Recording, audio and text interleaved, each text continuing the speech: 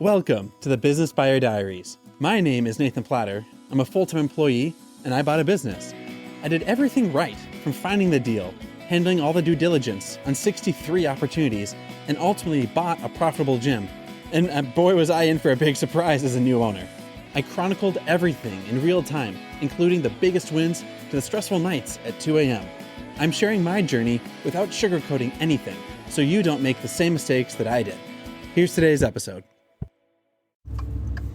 Hello. So we're going to do an update today, both on the business being purchased by the new owner, our personal bankruptcy scenario, and just an economic-wide thing for bankruptcy, just as an interesting learning. So first off, with the gym, it's been bought by the new owner, kind of just an odd twist. So when I shut the place down, and corporate said they'd handle the chargebacks and stuff, they asked me to refund everything I possibly could so that they could handle everything.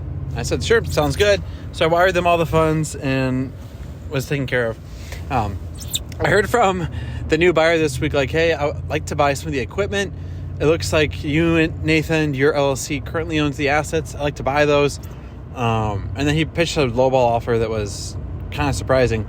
But he said he's also saddled with having to pay for the chargebacks that I wasn't able to reimburse. So that was just kind of interesting. Corporate had told me they were going to handle it, and it looks like they're having the franchisee handle it. So I was unfortunate for the new buyer. That should not be their responsibility, in my opinion. But anyhow, apparently the new buyer is taking that on. So there they go. What else? Going back and forth. So it's weird. So part of my timing for when I closed the studio was because my lender was saying, hey, if you're 90 days late, if you don't make payments, we will start seizing assets. I thought they were going to do it in the next couple days. And it happened to be at the start of the month, so I thought it was pretty good timing all around. And lo and behold, to this day, assets have not been seized. And it's been a month and a half since I closed the studio and they shut the business down. And the bank is saying, hey, Nathan, these assets are still yours. We would like you to make a sale to the buyer, and then we'll figure out whatever you sell them for. You can write a check to us for that. So that was weird. I thought I was done with all the assets, and now the bank wants me to sell the assets, which are technically still mine, and then they would figure it out. And so it's just weird. At one moment they're telling me they're going to seize assets and liquidate, and it's been 45, almost 60 days, and they haven't followed through. So kind of surprised. I didn't realize it would have gone that much slower. So that was a little strange. But right now it's kind of goofy. So the sellers asked me, hey, Nathan, can you write up the purchase agreement for what I am buying from you? And I told him, well, no, you're the buyer. When you buy a house, and I'm thinking, when you buy a house, the buyer writes up the purchase agreement. When you make an offer to buy a business, the buyer writes up the offer and the seller approves it or not. And right now the seller is asking me to write the purchase agreement. Well, no, sorry. He asked the buyer of the franchise, which I guess it's now up and running. He's trying to buy it from the bank, and the bank is asking me to write up the purchase agreement, which is kind of strange because I don't think they realize my incentive to be involved in this. And here's where it sits. If I do nothing, the bank seizes the assets, and it takes no time or emotional investment on my part to do anything. So my cost of doing nothing is zero because I'm going to lose all the assets anyways. But if I spend time and energy, and let's say I draft the purchase agreement and the buyer signs it, and then we send it to the bank because the bank has to approve it. The bank says, nope, we don't like that. Try again. I'm now spending my time, my energy, writing up somebody else's purchase agreement for something that I have zero gain from. And so the buyer doesn't want to write it up. The bank doesn't want to write it up. I don't want to write it up. So I think I'm just going to sit around and not write it. If I do nothing, the bank is going to seize the equipment. If I spend a lot of time and energy on this, then the buyer buys it, the bank seizes the equipment, and then they go sell it. So I'm kind of confused as to why I'm involved in somebody else's thing. The bank has to approve this before it can even go through. So everyone else is kind of sitting on their hands. I'm not going to write the paper, you write it. And I told them, no, buyer, you need to write this. And he asked the bank to do it. Bank has asked me to do it. So it's like everyone else do it besides me. So I'm not sure. That's just kind of a weird thing. So that's where that's at. I guess technically the owner is using my equipment and they've bought no equipment and they're complaining about the equipment and it's just weird. So that's where that's at with the bankruptcy hearing. Last week we had the hearing. Apparently you get 3 strikes or you're thrown out. And this was our second attempt. The bankruptcy trustee said, hey, I have all your papers. Everything looks good.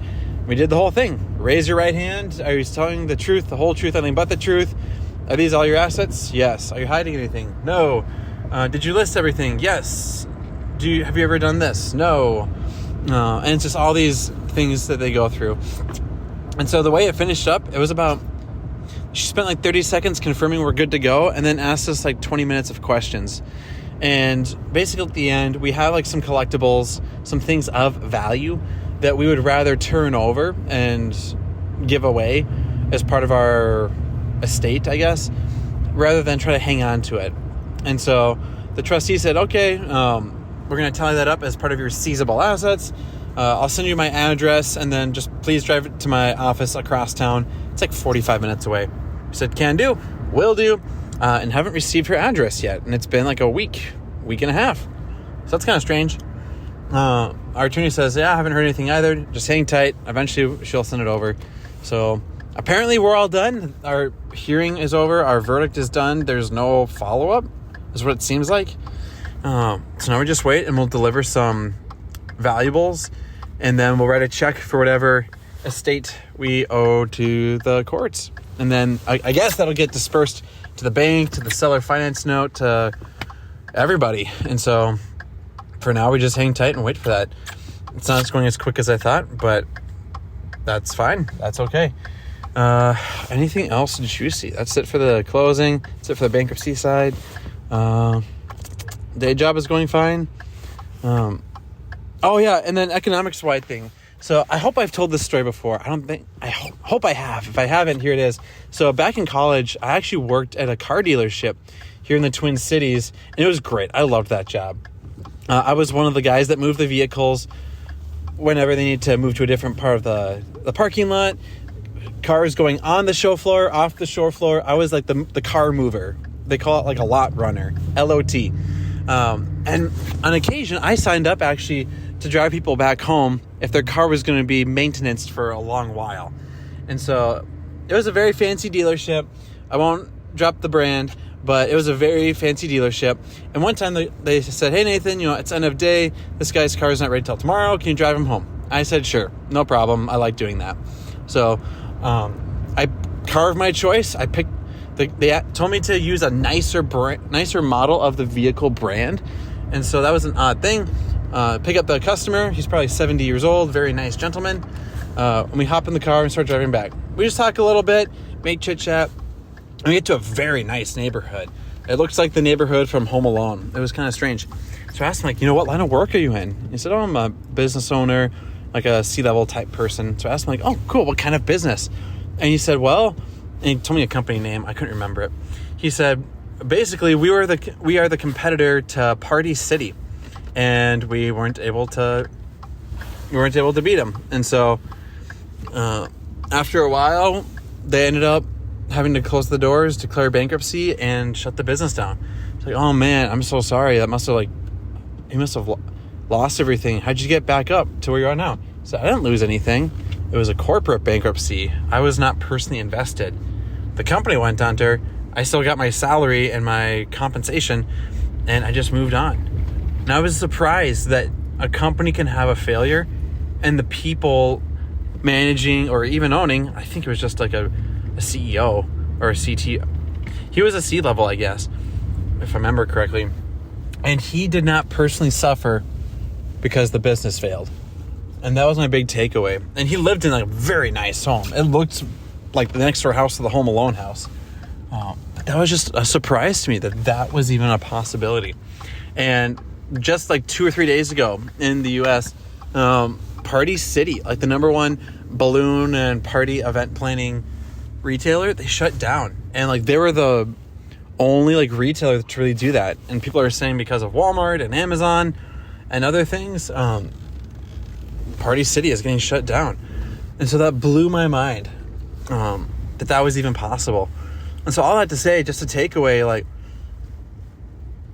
12 years ago, I guess, this guy did not fail because the business he was leading failed, and he's just fine. And seeing today, like, Party City is done, that was just surprising. So, I mean, right now, there is someone who's driving around town, and they were the leadership of Party City, and they're going to be okay.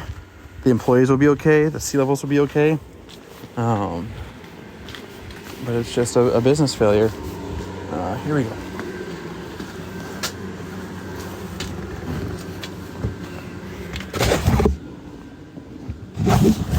All right, sorry, I had to put the phone down for a minute. So that was just surprising.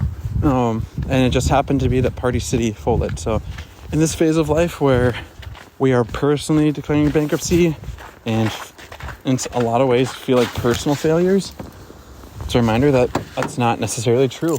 It's okay to have a professional failure. It doesn't mean it's a moral failure or a personal failure. And it's easy to say now because of all the time of working through it. But in the heat of the moment, it feels like everything about you is a failure. So I just want to encourage people that is not the case. And do not impose more depression on yourself because you messed up in one area. Now, it's possible to fail in multiple areas all at once. That is absolutely possible, especially if you're a scammer or a crook. You can have a business failure and a personal failure. It's not like you can only fail in one area at a time. But all that to say, it was just the time of our personal bankruptcy and Party City bankruptcy. And I'll never forget that conversation. There's probably 5 or 6 things I saw or memories that are core memories that happened at working at the dealership that just blew my mind and just changed my perspective on the world. And that was one of them. That was one of the 5. So interesting in general because of the time of things. We're just going to stop there today. Lots of stories, lots of things. I don't know if there's going to be a whole lot more. I'll probably do a couple more episodes, but I think we're near the tail end of the bankruptcy story. And I guess for the podcast, it's crazy. When I wrote the intro for it, I don't know why, but I'd call it the reality before, during, and after buying a business.